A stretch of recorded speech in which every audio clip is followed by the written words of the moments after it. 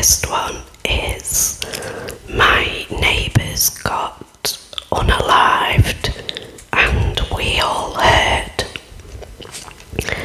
I live in a middle to low class neighbourhood in the Caribbean. It's a quiet place where nothing happens. The type of place people go and retire to sip pina coladas all day. However, a few houses next to mine lived a family that was not like the rest. They had the biggest house on the street and lived luxuriously. Their kids would play with me, especially the smallest girl we all nicknamed Tiny. Tiny was about 5 when I was 11, and she was always at my house. I knew my mum and the neighbours were concerned about a 5-year-old being outside all day and not arriving at her house until midnight on school days. But it was a quiet place where nothing happened, so no one got worried. When Tiny turned 6, her parents threw a giant birthday party for her, and all of the neighbourhood kids were invited. I wanted to go. They had bouncy castles, water slides, and everything a kid would want to play with, but my parents didn't allow me to go. I never knew why. I supposed it was because my mum didn't know her mum. I remember feeling very sad because everyone was there and I was playing alone at my house. After the birthday, things went back to normal, and one day we were all playing and talking about what our parents did for work.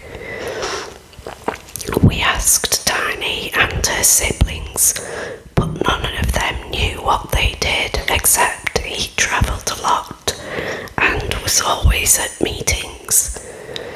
I didn't pay much attention and we all continued on with our day. One night we were playing on the street when we started hearing loud pops coming from Tiny's house. I will never forget that day. The neighbours, including my mum, came out rushing us inside yelling it was GUN shots.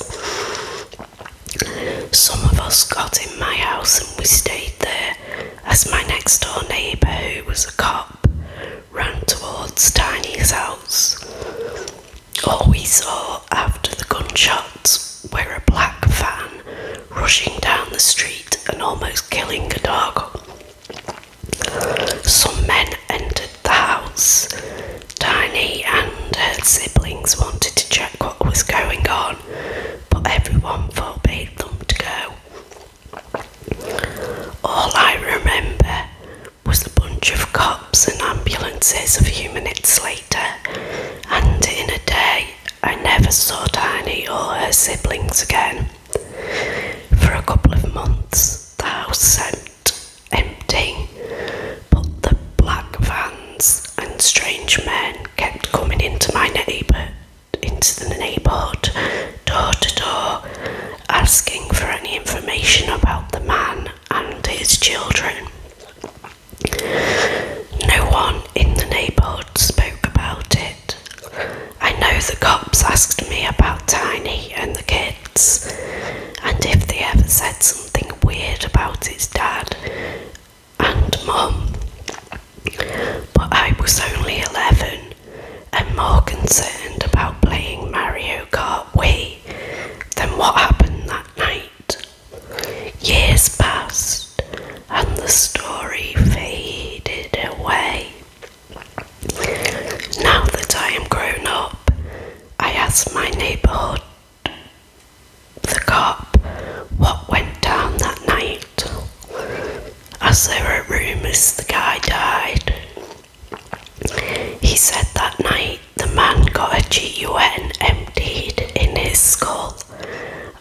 his wife was gravely wounded, but she survived because he was a drug lord that was going to make a deal with the police to turn his rival gangs and some other people to the cops.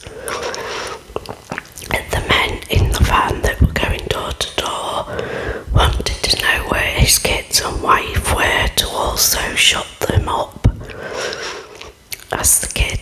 As to the kids, his oldest son was found unalive a few hours away in a neighbouring town, his car set ablaze.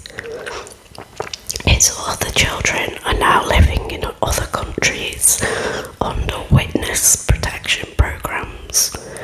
I just hope wherever Tiny is, she's doing okay and her family got the help they needed.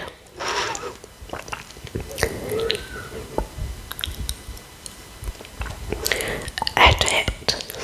The wife was hit in the leg and it made her have massive blood loss, but overall was fine. This was the first major news on my town beside the Hanoi massacre in the 70s, when a prominent woman was hatched to unalived alongside her adult daughter by the daughter's husband. The news are in Spanish. Also, I got an update on Tiny. She's fine. I don't know in which country she is, but by the time she has called in the neighbours in the past few years, she's been doing fine and has a kid. Okay, the next one is, I'm confident I would have become a missing persons case. I apologise in advance since I'm not a good writer, but I'll do my best to share my experience. To better paint the picture, here is the description of myself at the time of the incident 3 years ago. 5'5", 26-year-old woman, medium length bleach blonde hair, curvy, 175 pounds, wearing black high-waisted tights and a pink crop top. 3 years ago, I was walking home late at night from my friend's house. It was dark, and at the time I lived in a rough part of a large city. I've had many sketchy situations that I have gotten myself out of, so I guess I felt sort of invincible, like nothing truly scary could happen to me.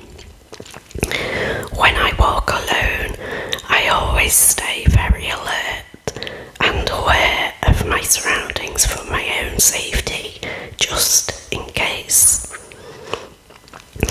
About halfway home and roughly 10 minutes to my apartment, I noticed a van started tailing me. I was used to this in my city. It's very common for a young woman in a rough area to get propositioned for adult time.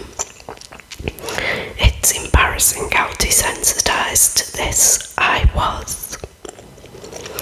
I did my usual and crossed the road so that I would be walking beside the traffic, heading in the other direction.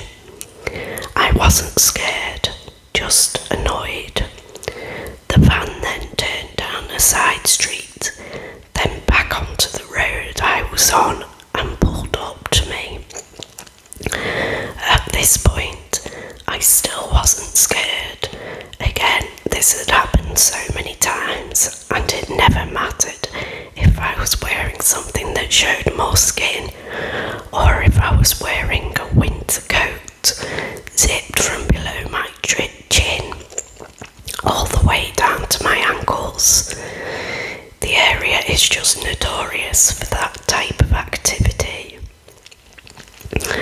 I decided to be firm and told the person sternly, "I'm not interested." I noticed there were two men in the van. They looked almost identical and may have been twins or brothers. Both men had a very, very dark complexion, dark eyes and short dark hair. The van didn't move. I was super annoyed and crossed the road again to get away. At this point, I figured this would be enough for them to stop following me. They didn't. They kept circling back every time I crossed the road.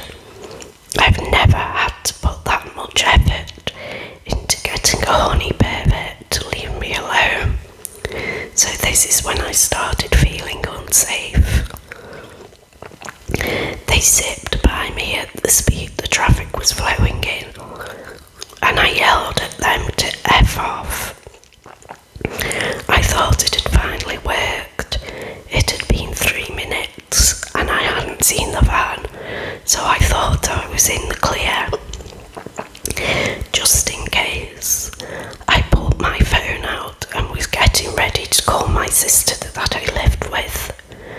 Just then, the van pulled up to me very quickly, and before I could even blink, one of the men jumped out of the van, opened the back door and approached me quickly in an aggressive manner, as if he was about to scoop me up and throw me into the vehicle. The traffic in that area is very inconsistent. It was dead, and I imagined that is what they were waiting for. Just as the man was about to place his hands on me, I tilted my phone and said, "You are being filmed in my live video chat. I gave my friends your license plate number and the police have been notified." I was so scared, but I didn't let that show. I stayed as calm as I could. The man paused, like he was considering if I was bluffing or telling the truth, so I tilted the phone more as if to give the fake audience a better look at him. He then jumped into the van and they sped off. I have never been the same since that night. I'm afraid of walking alone now, even in the daytime. Stay safe out there. Two creeps in a van. Let's not ever meet. I hope karma finds you both soon. Okay, our last story for tonight is called "My Neighbour Tries Claiming My House." This happened a little bit ago, about a month, and it was a bizarre experience, to say the least. I'm 15 and I was playing some video games before passing out. It was about, say, 11 p.m. when I heard the doorbell ring. Out of instinct, I began walking downstairs, but about halfway there, rationality came to mind. Who the F rings a doorbell at 11 p.m? I silently strode back upstairs and stood in the hall, kind of expecting something bad to happen. An exact minute later, it rings twice. My parents begin to leave their room and give me a quizzical look, and all I had to respond was a shrug. Then he starts banging on the door. My mother jumps at the first bang, and my father's eyes widened, but more in confusion than fear. He decided to floor. It was our neighbour. My dad hesitantly opened the front door, and I could hear my father's voice trembling slightly. "Hey, what do you need?" Next thing I hear is an entire full-blown screaming argument from our neighbour, claiming that this household was his and we stole it from him.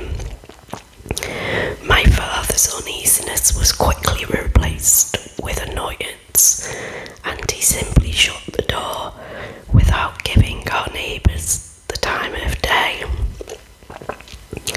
My dad stepped on the first step going up the stairwell when our neighbour first hit the door. I'm not talking banging with a fist.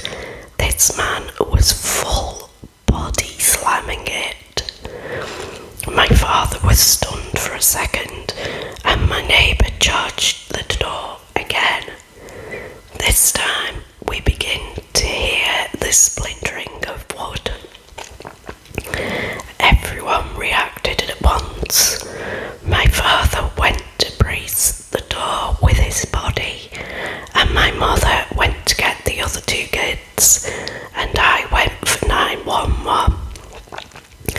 The body slamming ensued for another 5 minutes, and while I was on the phone with 911, it stopped.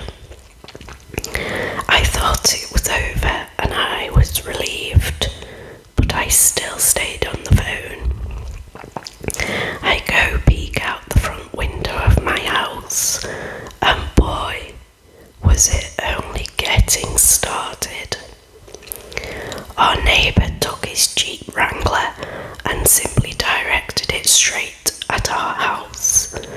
We had zero clue what he was doing until he hit the gas, and we heard the squealing of tyres.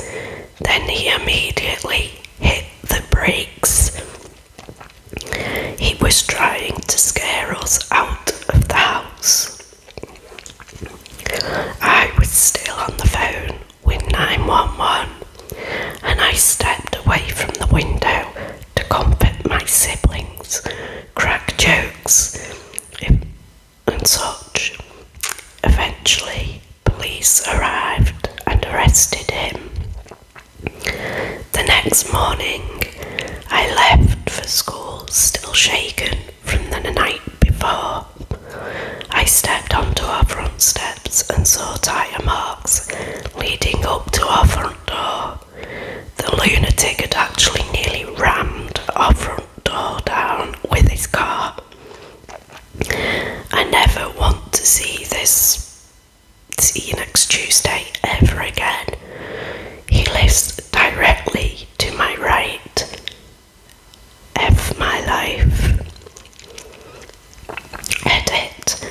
Alright, I don't know if he has a mental illness or not, and I'm sorry. And no, I'm not going to physically harm him. Stop suggesting that.